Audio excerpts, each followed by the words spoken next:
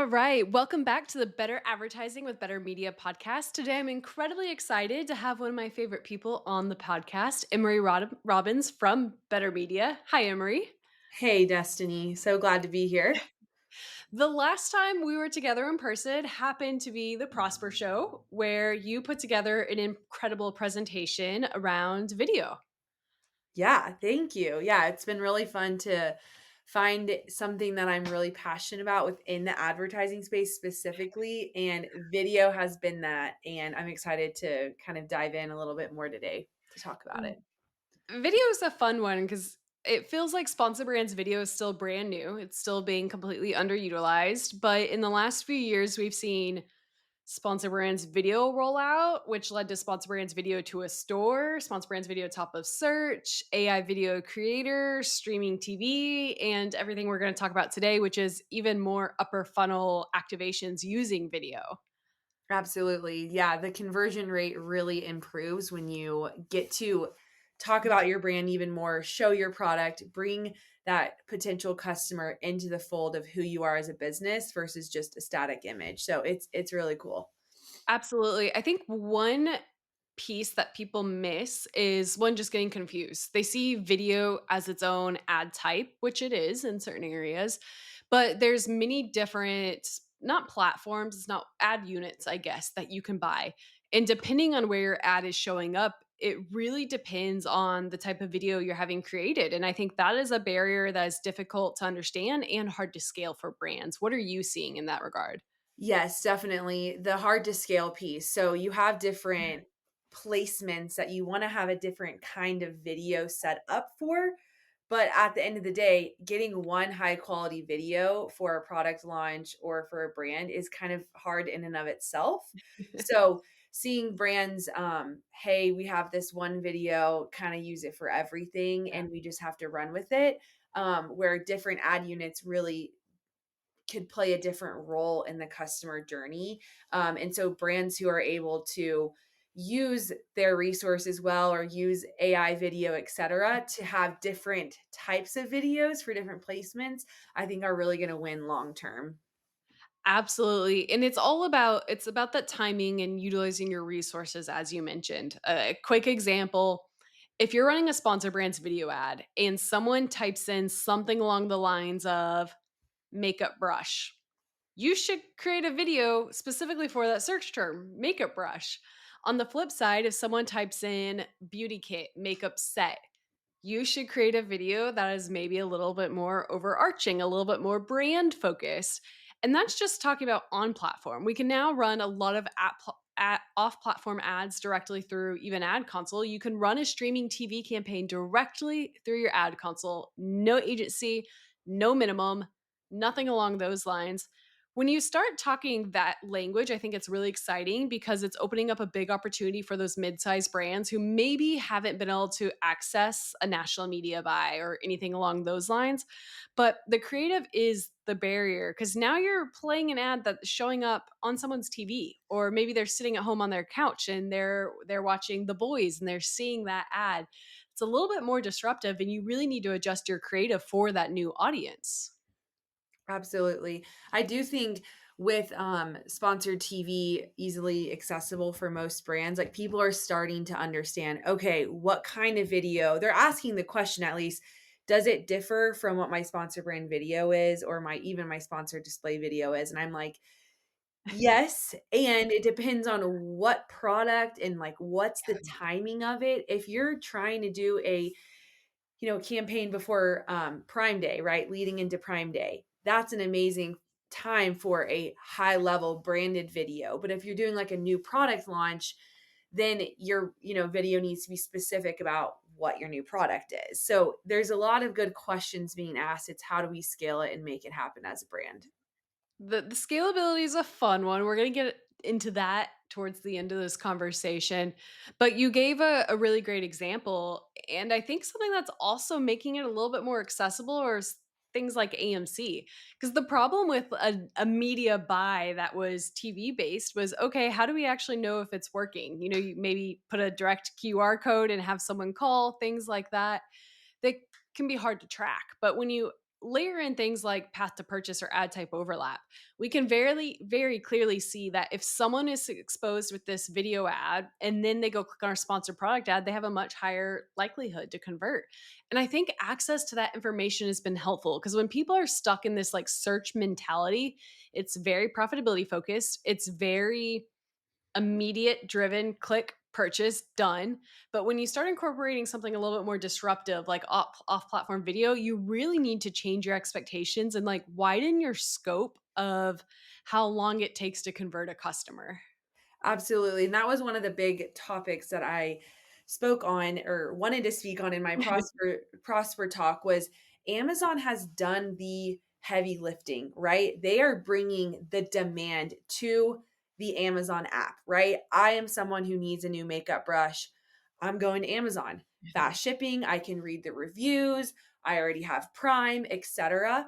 But now as a brand, if you want to grow and scale long term, we believe at Better Media, you need to be creating your own demand, which is going more upper funnel and investing in video to grab those new to brand shoppers and not just rely on a search term, right? We're going higher up the funnel to different audiences to drive that new demand. And then they come to the platform and search your brand name or, specifically the product. Not to mention how competitive it is when you wait to capture that demand. If you're just sitting there with every 300 other makeup brush that's potentially lower priced than you, potentially a different color, it's competitive. You have to find a way to stand out. And I'm sorry, but a race to the bottom is not the best answer for everyone. But when you go off platform and you cast a line there to catch someone and create your own demand, you're capturing their attention where maybe they're not ready to check out at that moment, but that's fine. You're driving awareness where they're not distracted and directly comparing you to the other 700 makeup brushes on the page. Exactly, and I loved your point about how video plays so well with other ad types, and this is just straight from Amazon Advertising's website. Basically, they came out with these stats saying that if you run 2 or more video solutions, you can see up to 142% increase in detail page view rate, 84% higher purchase rate, and that is because you had that initial touch base with them, and then they go and search makeup brush, see another video, or on the homepage, see a static DSP ad, and they're just getting more and more touch bases with you as a brand. And then when they're ready to check out, they're like, "Oh yeah, I'm gonna buy from this brand because I've seen their ads so much and I'm interested in the product." That's incredible. I mean, the data's there. We now have Yeah, access the to data's there. AMC. Again, I want to reiterate that it's not just blanket stats given by Amazon. Emory has managed quite a few brands that we're actively running this on. And when Yes. you're able to layer in the AMC piece and not view things in a silo, that's where people get caught up. Even with their own DSP campaigns, they view their budgets and their performance in a silo. They say, this line item is performing like X, pause it. In reality, when we have tools and access to things like AMC, we can paint a much bigger picture. We can layer in branded searches. I know that's something that you speak on really frequently of if someone views your ad, then comes to the platform and types in your brand name, the ad did its job. If it didn't convert, like you have a listing problem that we need to chat about, but we have access to the appropriate data. It just can be a pain to piece it all together. And I think like you've come to specialize in that, but I don't think most agencies are willing to provide that level of depth because it's hard to scale. Again, Right. Yeah, we like to report on the numbers, what's going on, but also how did we get there, the why, how can we, change this or make a change. But yeah, brand metrics is a great way to look at branded searches. Search query report is another one that I look at often if I'm working with a brand and they're like, "Oh, we were down last month or we're up last month." It's right. like, "Okay, did we have a big drop off in branded search or did we not win a certain keyword as aggressively as we did, the prior month?" So those are things that we like to look at. It's not just, punching in an ACOS target and running with it. It's a lot more detailed than that. And when we talk about going upper funnel with online video or sponsored TV, we are setting the tone around this is a long-term investment for your brand. This is not a quick fix. You know, you're going to spend X amount on online video and you're going to see an X amount of Yeah. sales, right? This is a slow burn. You are getting people interested in your brand, interested in the product, and then when that deal season hits or Prime Day hits or that new product is launched, they're already familiar with your brand, and that helps with your branded search and your return on ad spend on the platform. Not You can't just look at it in a silo, which is I think what Destiny you're saying with the path to purchase is like looking at it with other ad types and not just looking at it in a silo. Absolutely, and considering customer psychology. That's the piece Yeah. that everyone in our space who got started off in or started in search and has struggled to move to display has that issue. Now, on the flip side, everyone who started in brand marketing and moves to performance marketing, I think, is like, holy crap, you have access to all of this information. But it's important to call out because we have the data. But you can often become too reliant or overly reliant on the data, and sometimes you need to zoom out and just understand the customer journey. You know, we all know the path to purchase is not linear. How many times have I been walking through a retail store and then pulled up a listing online to look at the reviews before buying a product? Product discovery can happen in a retail store, but it also happens on TikTok. And then I transfer over to another platform. And when you start to understand that, what we're really paying for is attention and education. Awareness is the top of the funnel for a reason. But nowadays, it's so much more seamless what that handoff can look like. I mean, something I think is really cool and is really a small feature is we mentioned it earlier, but we have AMC audience opportunity now. That's crazy. We can say, hey, this person viewed my streaming TV ad and then typed in this keyword. I want to pay more to show them an ad. And being able to connect the dots like that's incredible. We're seeing this convergence of performance and brand marketing because we have so much access to data. Now, that being said, again, we can be way too overly reliant on it. There's no way you can perfectly piece together everything happening, especially with some of the AI things going on. But it's exciting when you can combine both, like we do the analytics side, but also just psychology and audience targeting. Right. And historically, if you wanted to run a video ad or even just like a billboard, like you had zero control, like who's Yeah. driving by that highway, right? Or who's driving by that billboard on the highway, or who's watching this TV channel. Like you have no control over that.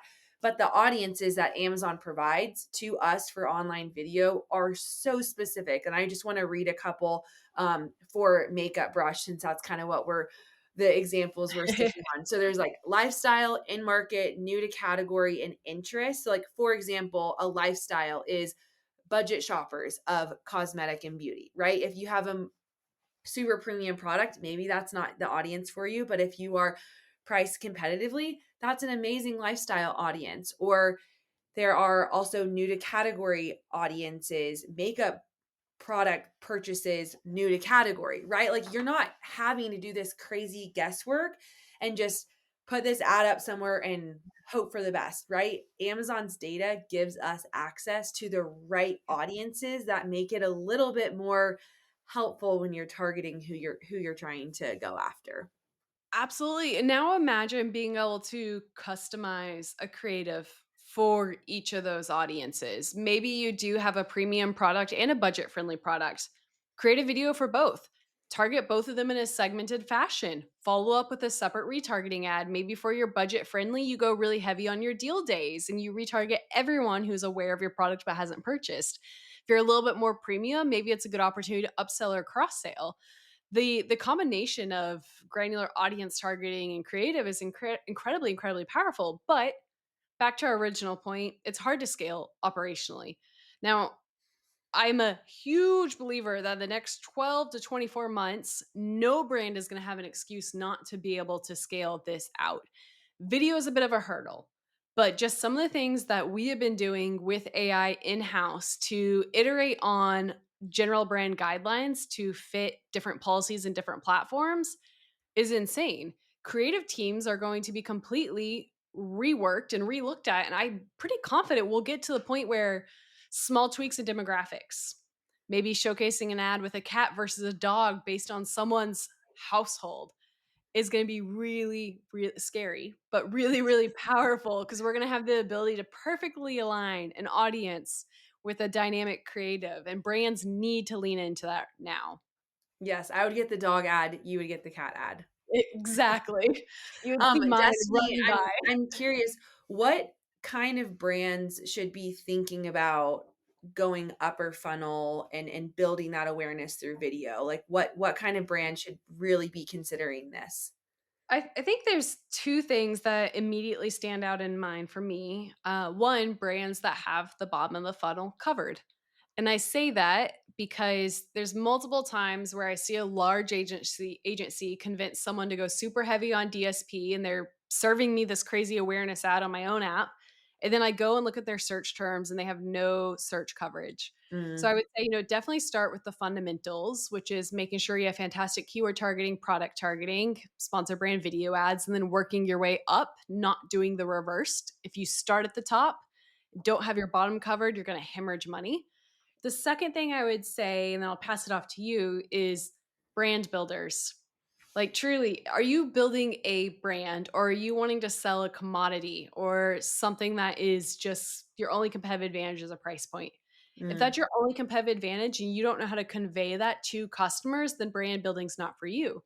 But if you know who your audience is, you are solving an innovative problem and you have the budget, which I'll let you talk about, then that's where I think brand building and video is really powerful. But you deal with some of the more day to day specifics. What are you seeing in terms of budget and spend and things like that? Yes, budget is definitely a part of the conversation. So I would say now take this with a grain of salt because I do think I don't want to exclude brands from testing this if they're really interested. But I would Mhm. say overall, you need to have leadership buy in for upper funnel strategies. It needs to be clearly communicated whether you are the director of e commerce or marketing to the VP of marketing or even the CEO, depending on how your company is structured, that this is a upper funnel brand awareness tactic. We are not going to see immediate ROAS like you get to see with PPC. However, we have data to support the effectiveness of this, which is video completion rate, branded searches, um, that detail page view rate, conversion, right? All of that. And then the conversion rate when all of these ads are mixed together, like the path to conversion. So you have to have upper funnel buy in or upper funnel, upper management buy in. And then for the budget piece, we've seen people run as little as 15, 20K for an initial online video budget. However, we've seen a lot of success between the 40 and 60K mark because you're actually giving it time to run. And I would say the timing of this is important, right? Think about, is it a new product we're launching or a new category? And then also, kind of running it backing up to a deal period is really wise as well because that helps with, okay, I just saw this ad and I've been retargeted and etc. And now it's, oh, it's a coupon or it's on deal. It's really helpful for that as well. Absolutely. I think that's really important. A lot of people kind of, again, forget the audience size there and who they're Mhm. trying to target. And that's why it's so incredibly important to have the other pieces of the puzzle in place. Again, if your only advantage is price, if you're serving someone a video ad, are you really going to be able to showcase why your product is that much better on just price? No.